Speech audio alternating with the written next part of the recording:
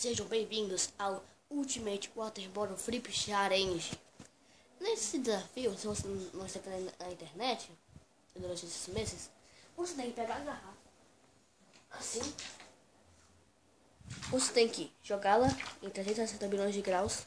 Ela vai cair em pé. E, de repente, o carro de som passa na sua casa e toca essa música aqui.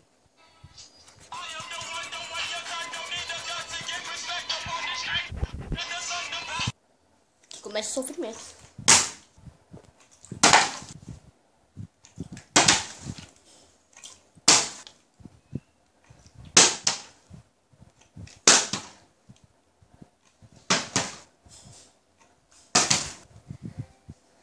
Agora, eu vou acertar.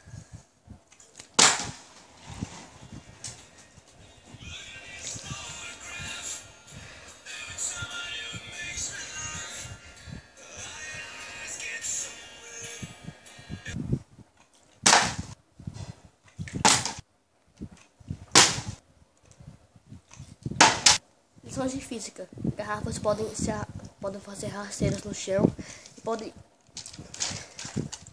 pular e ficar.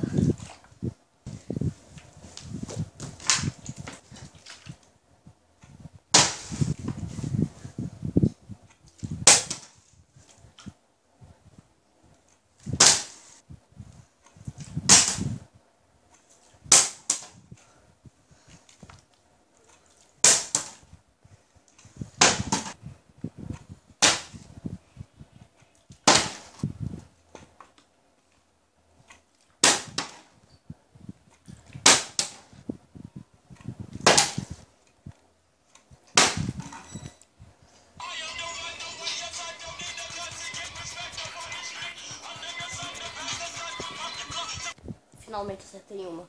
Agora eu vou acertar a segunda.